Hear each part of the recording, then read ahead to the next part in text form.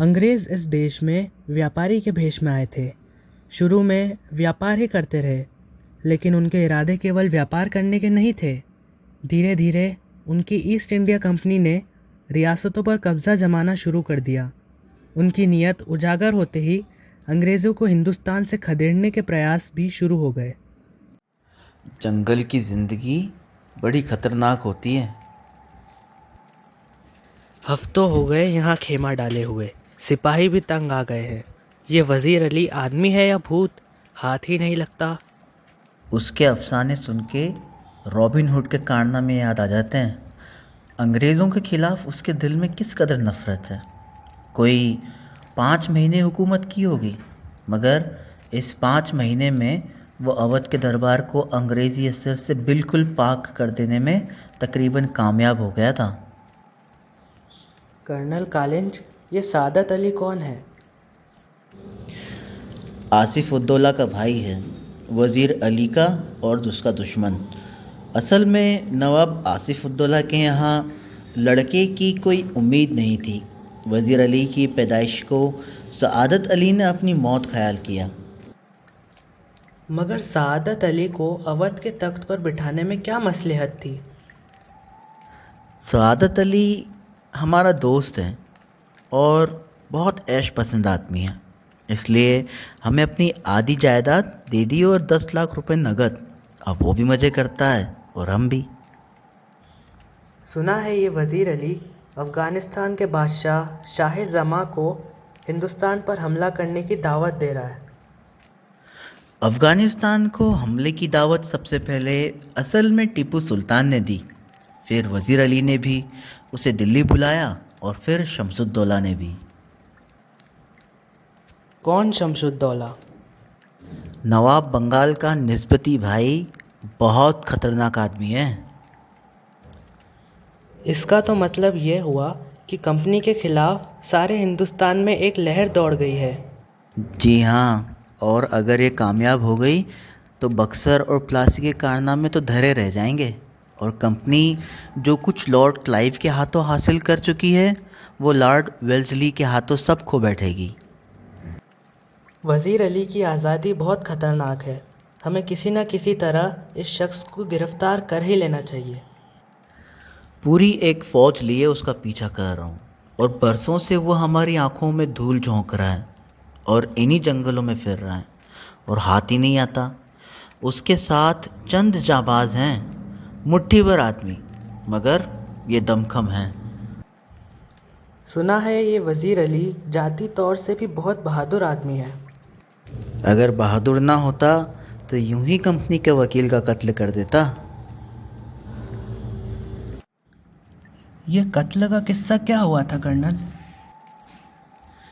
किस्सा क्या हुआ था, उसको उसके पद से हटाने के बाद हमने वज़ीर अली को बनारस पहुंचा दिया और 3 लाख रुपए सालाना वजीफ़ा मुकर्रर कर दिया। कुछ महीने बाद गवर्नर जनरल ने उसे कलकत्ता तलब किया। वज़ीर अली कंपनी के वकील के पास गया जो बनारस में रहता था और उससे शिकायत की कि गवर्नर जनरल उसे कलकत्ता में क्यों तलब करता है। वकील ने शिकायत की परवाह नहीं की, उल्टा उसे भला बुरा सुना दिया। वज़ीर अली के तो दिल में यूं भी अंग्रेज़ों के खिलाफ नफ़रत कूट कूट कर भरी है। उसने खंजर से वकील का काम तमाम कर दिया और भाग गया? हाँ, अपने जानसारों के साथ आज़मगढ़ की तरफ भाग गया। आज़मगढ़ के हुक्मरान ने उन लोगों को अपनी हिफाजत में घाघरा तक पहुंचा दिया था। अब ये कारवां इन जंगलों में कई सालों से भटक रहा है। मगर वज़ीर अली की स्कीम क्या है? स्कीम स्कीम ये है कि किसी तरह नेपाल पहुंच जाए, अफ़गानी हमले का इंतज़ार करे, अपनी ताकत बढ़ाए, सआदत अली को उसके पद से हटाकर खुद अवध पर कब्ज़ा करे और अंग्रेज़ों को हिंदुस्तान से निकाल दे। नेपाल पहुंचना तो कोई ऐसा मुश्किल नहीं, मुमकिन है कि पहुंच गया हो। हमारी फ़ौजें और नवाब सआदत अली खां के सिपाही बड़ी सख्ती से उसका पीछा कर रहे हैं। हमें अच्छी तरह मालूम है कि वो इन्हीं जंगलों में है। एक सिपाही तेजी से दाखिल होता है। कहो, क्या बात है? दूर से गर्द उठती दिखाई दे रही है। सिपाहियों से कह दो कि तैयार रहे।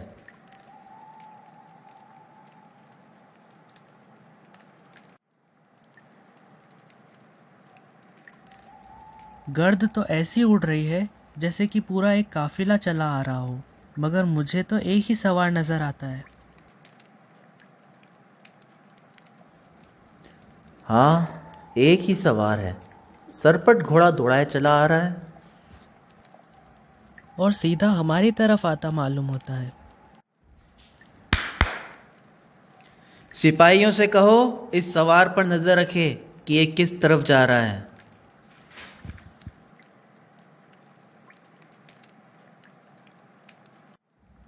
शुभे की तो कोई गुंजाइश ही नहीं, तेजी से इसी तरफ आ रहा है।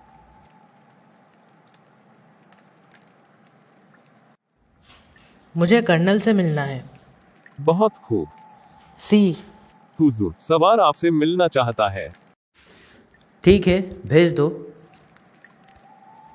वजीर अली का कोई आदमी होगा, हमसे मिलकर उसे गिरफ्तार करवाना चाहता होगा। खामोश रहो।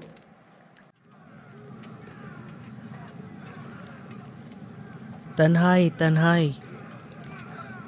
साहब, यहाँ कोई गैर आदमी नहीं है, आप राज़े दिल कह दें। दीवार हमगोश दारत तन्हाई। कर्नल, लेफ्टिनेंट और सिपाही को इशारा करता है। दोनों बाहर चले जाते हैं। जब कर्नल और सवार खेमे में तन्हा रह जाते हैं, जो ज़रा वाक़े के बाद चारों तरफ देखकर सवार कहता है, आपने इस मुकाम पर क्यों खेमा डाला है? कंपनी का हुक्म है कि वजीर अली को गिरफ्तार किया जाए। लेकिन इतना लाव लश्कर क्या मायने? गिरफ्तारी में मदद देने के लिए। वजीर अली की गिरफ्तारी बहुत मुश्किल है साहब। क्यों? वो एक जाबाज सिपाही है। मैंने भी ये सुन रखा है। आप क्या चाहते हैं? चंद कारतूस। वो किस लिए? वजीर अली को गिरफ्तार करने के लिए। ये लो 10 कारतूस। शुक्रिया। आपका नाम? वजीर अली। आपने मुझे कारतूस दिए, इसलिए आपकी जान बख्शी करता हूँ। यह कहकर वजीर अली बाहर चला जाता है। टापों का शोर सुनाई देता है। कर्नल एक सन्नाटे में है, हक्का बक्का खड़ा है कि लेफ्टिनेंट अंदर आता है। कौन था? एक जाबाज सिपाही।